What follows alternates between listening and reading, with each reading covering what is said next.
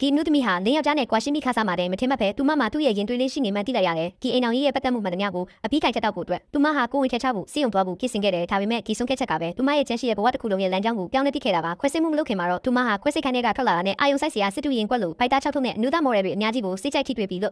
ို့လက်ခွင့်ရတော့မယ်လို့စစ်ကူးရင်နေတော့ပဲရုတ်တရက်ခွဲစိတ်ခတ်တစ်ခုလုံးမှောင်တိကျသွားခဲ့ပြီးဆရာဝန်တွေဖယ်ရောက်ကုန်တယ်လို့သူမတွေးတော့နေမိတဲ့အချိန်မှာပဲသူမရဲ့ကျန်းရှိမဲ့ဘဝဖြစ်စဉ်တွေကအာယုံထဲမှာဖြတ်ခနဲပေါ်လာခဲ့တဲ့ကိုဝင်ထက်ချပြီးရဲ့နောက်သူမရဲ့အနာဂတ်ဘဝမှာမိဘတွေရွေးချယ်ပြီးရဲ့အမျိုးသားတယောက်နဲ့လက်ထပ်ခဲ့ပြီးအဲ့ဒီလူကသူမတို့အိမ်ကိုပြောင်းရွှေ့နေထိုင်ကမိသားစုဝင်ဖြစ်လာခဲ့တယ်ဒါပေမဲ့6လတောင်မကြည့်ခင်မှာပဲသူမရဲ့မိဘတွေဟာကားအက်ဆီဒန့်နဲ့တိတ်ဆုံးသွားခဲ့ပြီးလင်းယောက်ျားဖြစ်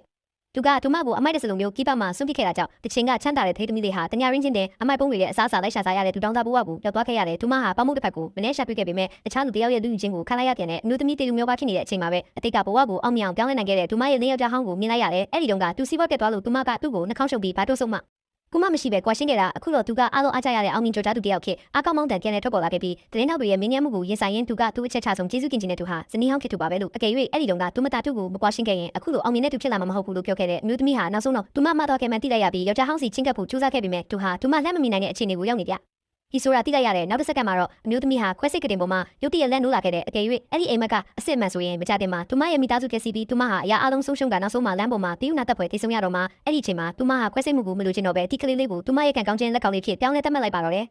်စီယုံကနေပြီးထွက်လာပြီးနောက်အမျိုးသမီးဟာယောက်ျားဟောင်းစီကွာပြီးပြန်လက်ထပ်ဖို့တောင်းဆိုခဲ့တဲ့ကွာရှင်းပြီးရဲ့နောက်သူကသူမကိုပြီးလာအင်ကြီးပေးခဲ့ပြီးသူကိုယ်တိုင်ကတော့အိုဟောင်းစုပ်ပြက်နေတဲ့အိမ်အိုကြီးတဲ့ပြောင်းရွှေ့နေထိုင်နေရဘူးပြီးလိုက်ရလို့သူမတင်းကလေးရပတ်စွာအံ့ဩသွားခဲ့ရတယ်ဒါပေမဲ့သူမကိုခန္ဓာကိုတေချာပြင်ဆင်မှုမှန်ပြီးရဲ့နောက်မှာတော့ယောက်ျားဟောင်းရဲ့အနားမှာကချားမင်းကလေးတယောက်ရှိနေပြီဆိုတာကိုတွေ့လိုက်ရတယ်သူမရဲ့ရင်ထဲစက်ခနဲကျသွားခဲ့ပေမဲ့သူမမသိတာကတော့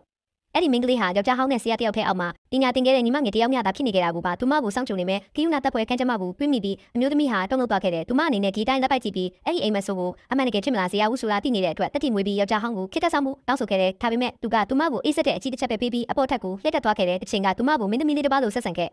့တဲ့ယောက်ျားကကွာရှင်းပြီးတဲ့နောက်သူမပေါ်ဒီလောက်အထိမုန်းတိလိမ့်မယ်လို့သူမလုံးဝမျှော်လင့်မထားခဲ့ဘူးအမျိုးသမီးဟာစိတ်ကက်လက်ပြက်နဲ့ထွက်ခွာခါနေချိန်မှာပဲယောက်ျားဟောင်းကသူ့ရဲ့ညီမငယ်ကိုလိုက်ပူပြီးနောက်အောက်ထပ်ကိုပြန်ဆင်းလာခဲ့တယ်သူမကတော့ယောက်ျားဟောင်းဟာသူတို့ရဲ့အိမ်တော်ရေးကိုနောက်ထပ်အခွင့်အရေးတစ်ခုပေးဖို့ဆင်းလာတာလို့ထင်ခဲ့ပေမဲ့သူကတော့အခုလိုသူဆင်းရဲဒုက္ခရောက်နေတဲ့အချိန်မှာသူမတို့ချမ်းသာတဲ့တတိသမီးနဲ့မတန်တဆတော့ပါဘူးလို့ပဲအေးဆက်ဆက်ပြောခဲ့တယ်သူမပိုကဒီလေသူပြောတာဟုတ်နေလေပဲလို့သဘောပေါက်လာတယ်သူမကိုယ်တိုင်ကပဲသူတို့ရဲ့အိမ်တော်ရေးကိုအေးဆက်ဆက်ဆုံးသက်ခဲ့တာဖြစ်ပြီးအခုတော့မနာကူချပြီးသူ့ကိုပြန်လိုက်တော့မှနေတာသူ့နေရာမှာဘသူပဲဖြစ်ဖြစ်သူမကသူ့ရဲ့ခံစားချက်တွေကိုကစားနေတာလို့ပဲထင်ပါပဲမိမိကိုယ်ကိုမထိန်ချုပ်နိုင်တော့ပဲအမျိုးသမီးဟာငိုကြွေးပြီးယောက်ျားဟောင်းကိုယခုတစ်ချိန်မှာသူမတကယ်လေးနဲ့နေရပါလို့ယုံကြည်ပေးဖို့တောင်းပန်ခဲ့တယ်သူကသူမစီလက်ကိုက်ဖို့ကတထည်ကမ်းပေးပြီးငါတို့တွေပြီးဆုံးသွားပါပြီလို့ပြောခဲ့တယ်အဲ့ဒီစကလုံးတွေကသူမရဲ့အစ်စ်တစ်ဖက်မျောလင်းချက်ရှိလာတဲ့နှလုံးသားကိုထိုးဆွဲလိုက်တဲ့ဆုချိုတစ်ခုလိုတက်တက်ဆက်ဝင်သွားခဲ့တယ်သူ့ကိုဘယ်လိုဆွဲထိန်ရမလဲသူမမသိတော့ပေမဲ့မိဘတွေအတွက်ကြောင့်အမျိုးသမီးဟာယောက်ျားဟောင်းကိုဖက်တွဲပြီးစိတ်ခဲမပါတဲ့စကားတွေကိုပဲပြောဆိုခဲ့ရတယ်သူမကကွာရှင်းပြီးကလေးကသူ့ကိုနေတိုင်းတတိယနေခဲ့တာပါလို့ပြောပြီးပြန်လက်ထပ်ဖို့တောင်းဆိုခဲ့ပေမဲ့နှလုံးသားတစ်ခုလုံးစုပ်ပြတ်တက်သွားခဲ့ပြီးဖြစ်တဲ့ယောက်ျားဟောင်းကတော့သူမကိုလုံးဝမယုံကြည်ခဲ့ဘူးအဲ့ဒီအစားသူမဟာထောင်ရည်ကိုကစားပွဲတစ်ခုလိုသဘောထားနေရလို့ပဲသူယူဆခဲ့တယ်သူဆင်းရဲဒုက္ခရောက်နေရင်တော့မှသူမစိတ်ကြိုက်ခင်းချုပ်ကစားလို့ရတဲ့အယုတ်တစ်ခုအဖြစ်နောက်ထပ်အဖြစ်မခံနိုင်တော့တဲ့အတွက်သူမနဲ့ပြန်လက်ထပ်ဖို့ဆိုတာလုံးဝတန်တမ်းမရှိမဖြစ်နိုင်တဲ့အရာပဲလို့ညှင်းဆိုခဲ့တယ်ညင်းပယ်ခံရပြီးနောက်အမျိုးသမီးဟာအင်ပြန်ရောက်ပြီးမိမိကိုယ်ကိုပြန်လဲတုံးတက်မိတော့တယ်သူမရဲ့ယောက်ျားဟောင်းဟာသူမရဲ့တိုက်နှစ်သက်မှုတိုင်းကိုမှတ်မိပေးခဲ့ပြီးသူမရဲ့အကျိုးအကြောင်းမရှိတဲ့တောင်းဆိုမှုတိုင်းကိုပြီးခံပေးခဲ့တာဒါပေမဲ့သူမကတော့သူ့ကိုကျေးဇူးတင်စကားတစ်ခုမှမပြောခဲ့ဘူးသူလှုပ်ဆောင်ပေးခဲ့တဲ့မြအရာအလုံးကိုအလကားရတာလို့ပဲသဘောထားခဲ့တာနောက်ဆုံးတော့တတိဝင်လာခဲ့ပြီးသူမဟာယောက်ျားဟောင်းကိုတဖြည်းဖြည်းချင်းပြန်လဲရယူဖို့ဆုံးဖြတ်လိုက်တယ်ဒါကြောင့်နောက်တစ်နေ့မှ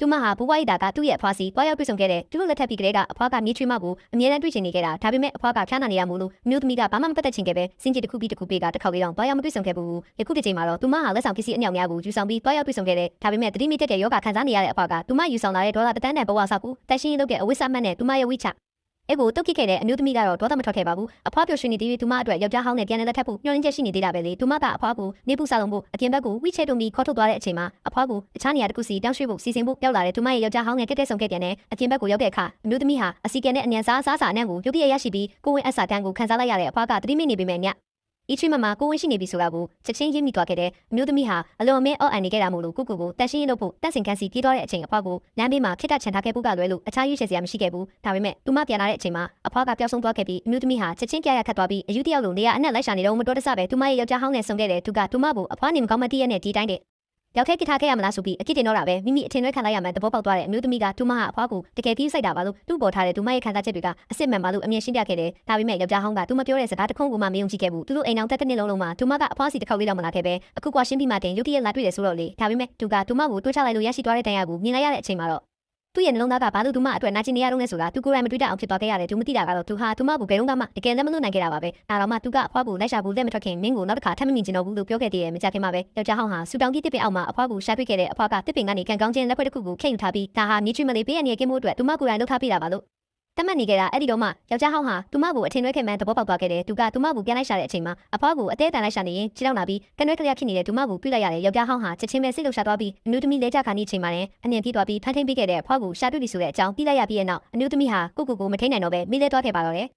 သူမပြန်လဲနှုတ်ထလာတဲ့အချိန်မှာတော့ယောက်ျားဟောင်းရဲ့အိမ်ထဲမှာလက်ရောက်နေတာကိုသိလိုက်ရတဲ့အမျိုးသမီးကသူမကိုကီနီယာကိုခေါ်လာတာဟာသူမအပေါ်စိတ်ကြော့သွားပြီလို့ထင်ခဲ့ပေမဲ့သူကအဲ့ဒီညမှာတင်ဒီမျိုးကနေထွက်ခွာတော့မှဖြစ်ပြီးဘယ်တော့မှပြန်မလာတော့ဘူးလို့ပြောလိုက်မယ်လို့သူမလုံးဝမျှော်လင့်မထားခဲ့ဘူးပြီးတော့သူကသူမကိုချမ်းသာတဲ့တတိသမီးလေးဘဝနဲ့ပဲဆက်လက်နေထိုင်သွားဖို့ကုန်ချက်ချင်းသူမီးရဲ့မိသားစုကလူတစ်ယောက်ကိုရှာဖွေပြီးကျက်ရှိရဲ့ဘဝကိုစိုးရိမ်ပူပန်မှုမရှိပဲထက်တန်သွားဖို့ကြဟုတ်ကဲ့တဲ့အမျိုးသမီးကသူ့ကိုဆွဲထိန်မှုအသေးအတန်စူးစမ်းခဲ့ပေမဲ့သူထွက်ခွာသွားတာဘူးတော့မတားဆီနိုင်ခဲ့ပါဘူးသူမစိတ်ကလက်ပြက်နဲ့ထွက်ခွာလာတဲ့အချိန်မှာအခင်းဘက်မှာမိုးရီအသေးအတန်ရွာသွန်းနေခဲ့တယ်ယခုတစ်ချိန်မှာတော့သူမဟာလာချိုးဖို့အတွက်ဒရိုင်ဘာကိုဖုံးမဆက်ခဲ့ဘူးအဲ့ဒီအစားသူမဟာနောက်ဆုံးနောက်ကြည့်တစ်ခုကိုထပ်မံထည့်ဝင်လိုက်ဖို့ဆုံးဖြတ်လိုက်တဲ့အကယ်၍ယောက်ျားဟောင်းကလေးစိတ်ကိုအသွားလမ်းမှာသူမကိုမြင်ရင်အရင်လိုပဲသူမအတွက်စိုးရိမ်ပူပန်ပြီးဆက်နေဖို့ရွေးချယ်မလားဆိုတာပေါ့အမြဦးသမီးဟာအေးဆက်တဲ့မိုးရီထဲမှာလေးစိတ်ကိုသွားရမယ်လမ်းမစီရောက်တဲ့အထိလမ်းလျှောက်ခဲ့တဲ့ကားထဲမှာထိုင်နေတဲ့ယောက်ျားဟောင်းကသူမကိုအထင်ရှားနေလိုက်ရတာပေါ့ဒါပေမဲ့အခုလိုသူဘာမှမရှိတော့တဲ့အချိန်မှာသူမကိုဘာရီပေးနိုင်အောင်မလဲသူကိုယ်တိုင်ရဲ့အနာတကဘယ်လိုဖြစ်လာမလဲဆိုတာတော့သူမသိတာအဲ့ဒီတော့သူမကိုသူ့နဲ့အတူဘယ်လိုလုပ်စင်းရဲ့ဒုက္ခခံခိုင်းနိုင်ပါမလဲသူပြန်လက်ခတ်ဖို့နင်းဆုပ်ခဲ့တဲ့အချိန်တိုင်းဟာသူမကိုအပြီးတိုင်းမိတိချင်လို့တာဖြစ်ခဲ့တာအမျိုးသမီးကတော့သူမအကြောက်ဆုံးဖြတ်